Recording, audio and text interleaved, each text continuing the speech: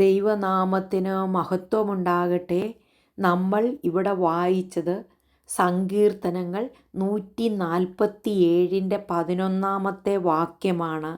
തന്നെ ഭയപ്പെടുകയും തൻ്റെ ദയയിൽ പ്രത്യാശ വയ്ക്കുകയും ചെയ്യുന്നവരിൽ യഹോവ പ്രസാദിക്കുന്നു. സങ്കീർത്തനക്കാരൻ ഇവിടെ പറയുകയാണ്, യഹോവയെ ഭയപ്പെടുകയും തൻ്റെ ദയയിൽ പ്രത്യാശ വയ്ക്കുകയും ചെയ്യുന്നവരിൽ യഹോവ പ്രസാദിക്കുന്നു. പ്രിയ ദൈവത്തിൻ്റെ ജനമേ, ദൈവത്തെ ഭയപ്പെടുന്ന ഭക്തൻ, ദൈവത്തിൽ പ്രത്യാശ വയ്ക്കുന്ന ഒരു ഭക്തനിൽ ദൈവം പ്രസാദിക്കുവാൻ ഇടയായി തീരും. സങ്കീർത്തനം എഴുതിയത് ആരെന്ന് പറഞ്ഞിട്ടില്ല.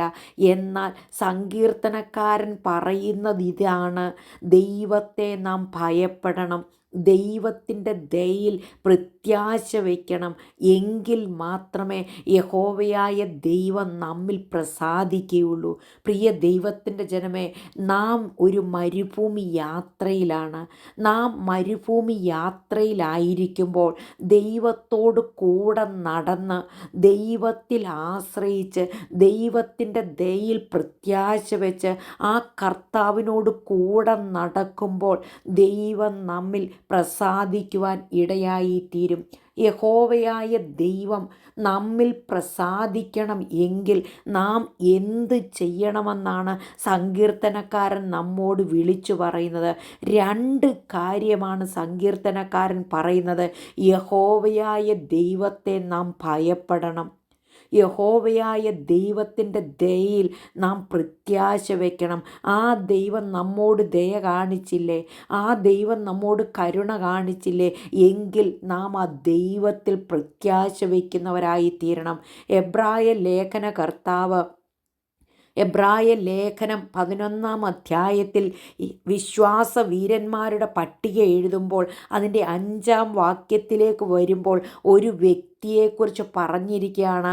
ദൈവത്തോട് കൂടെ നടന്ന ഒരു ഭക്തനെക്കുറിച്ച് അവിടെ എഴുതി വച്ചിരിക്കുന്നത് ഇപ്രകാരമാണ്: വിശ്വാസത്താൽ ഹാനോക്ക് മരണം കാണാതെ എടുക്കപ്പെട്ടു, ദൈവം അവനെ എടുത്തുകൊണ്ടതിനാൽ കാണാതെയായി. അവൻ ദൈവത്തെ പ്രസാദിപ്പിച്ചു എന്ന് അവൻ എടുക്കപ്പെട്ടതിന് മുമ്പേ സാക്ഷ്യം പ്രാപിച്ചു.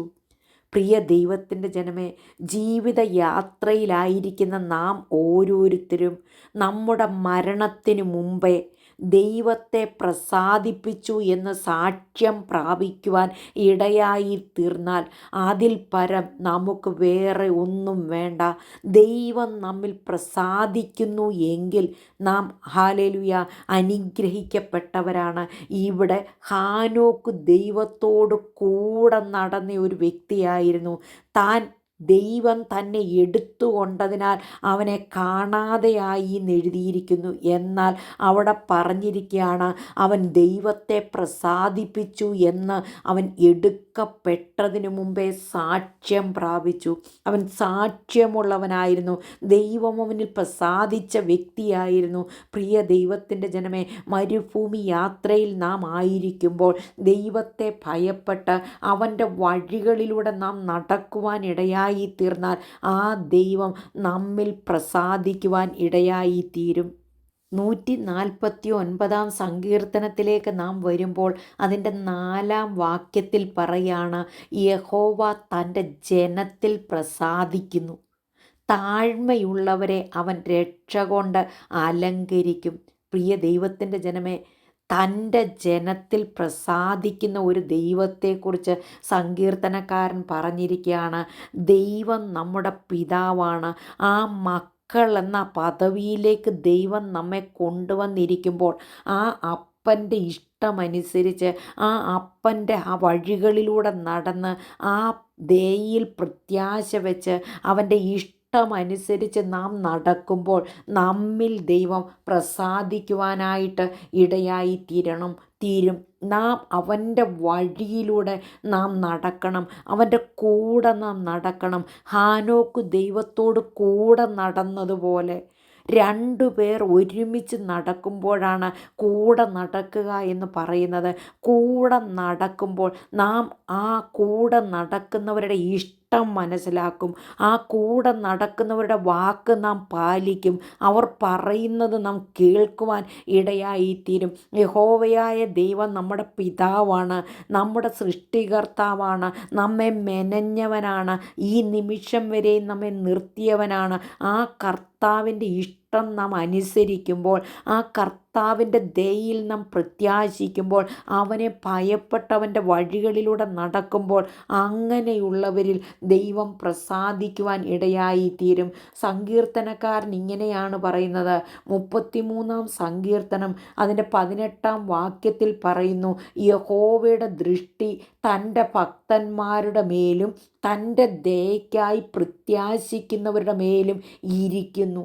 പ്രിയ ദൈവത്തിൻ്റെ ജനമേ, തന്നിൽ പ്രത്യാശ വയ്ക്കുന്നവർക്ക് വേണ്ടി, തൻ്റെ ദയയിൽ ആശ്രയിക്കുന്നവർക്ക് വേണ്ടി, തൻ്റെ മുഖത്തേക്ക് നോക്കുന്നവർക്ക് വേണ്ടി, തൻ്റെ കൂടെ നടക്കുവാൻ ആഗ്രഹിക്കുന്നവർക്ക് വേണ്ടി ദൈവം അത്ഭുതങ്ങളെ ചെയ്യുവാൻ ഇടയായിത്തീരും.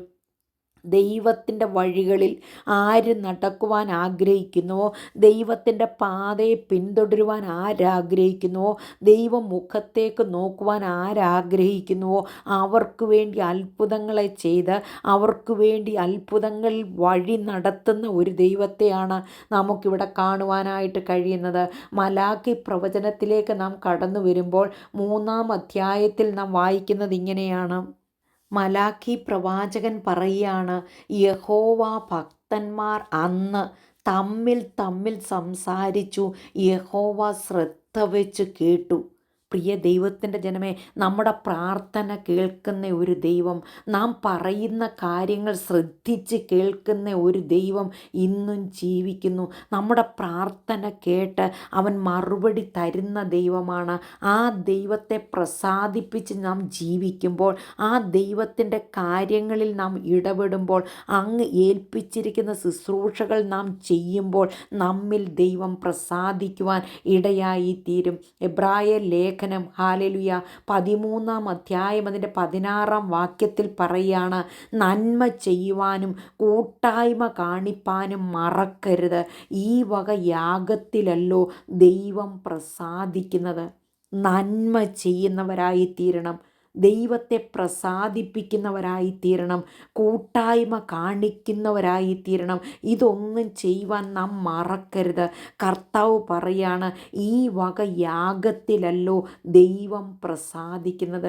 ദൈവം പ്രസാദിക്കുന്നത് എന്തിലാണ്? തന്നെ ഭയപ്പെടുന്നവരിൽ, താൻ പറഞ്ഞിരിക്കുന്ന കാര്യം ചെയ്യുന്നവരിൽ, ദൈവത്തിൻ്റെ വഴികളിലൂടെ നടക്കുന്നവരിൽ. ദൈവം പറയാണ്, നന്മ ചെയ്യുന്നവരിലും കൂട്ടായ്മ കാണിക്കുന്നവരിലും ദൈവം പ്രസാദിക്കും. അതൊരു യാഗമാണെന്ന് ഇവിടെ ദൈവം പറഞ്ഞിരിക്കുകയാണ്. ഈ വക യാഗത്തിലല്ലോ ദൈവം പ്രസാദിക്കുന്നത്.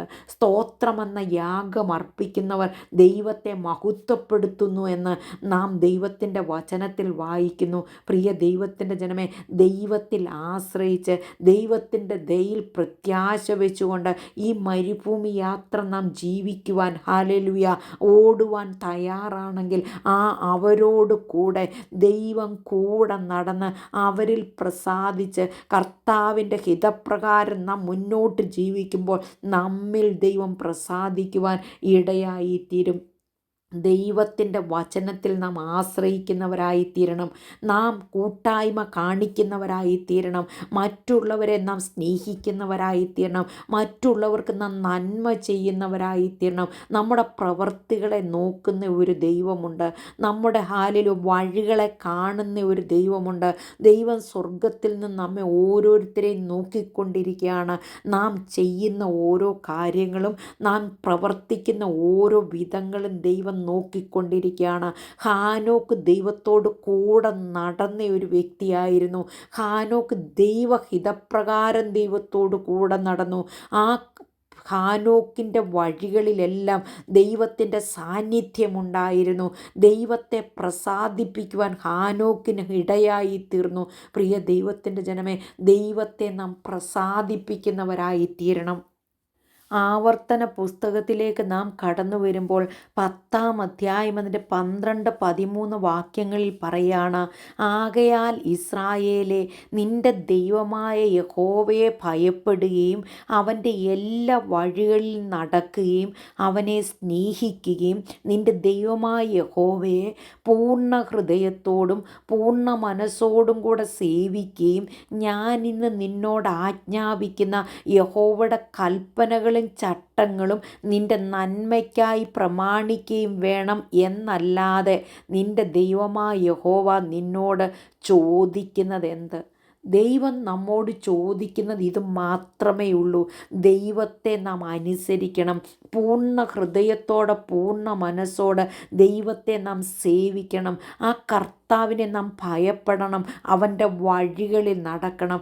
അങ്ങനെ നടക്കുന്നവർ ദൈവം പ്രസാദിക്കുവാൻ ഇടയായി തീരും. പ്രിയ ദൈവത്തിൻ്റെ ജനമേ, ഈ മരുഭൂമി യാത്രയിൽ നമുക്ക് കർത്താവിനെ പ്രസാദിപ്പിച്ച് മാത്രമേ ഹാലേലുയ ജീവിക്കുവാൻ ഇടയായി തീരണം. ഹാലേലുയ, അതാണ് ദൈവം നമ്മിൽ നിന്ന് ആഗ്രഹിക്കുന്നത്. വേറെ ഒന്നും നമുക്ക് ദൈവത്തിന് കൊടുക്കാൻ കഴിയത്തില്ല.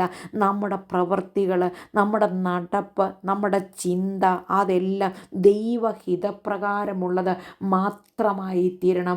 മീഖാ പ്രവചനത്തിലേക്ക് നാം കടന്നു വരുമ്പോൾ 6-ാം അധ്യായം അതിൻ്റെ 8 പറയാണ്, മനുഷ്യ, നല്ലത് എന്തെന്ന് അവൻ നിനക്ക് കാണിച്ചു തന്നിരിക്കുന്നു.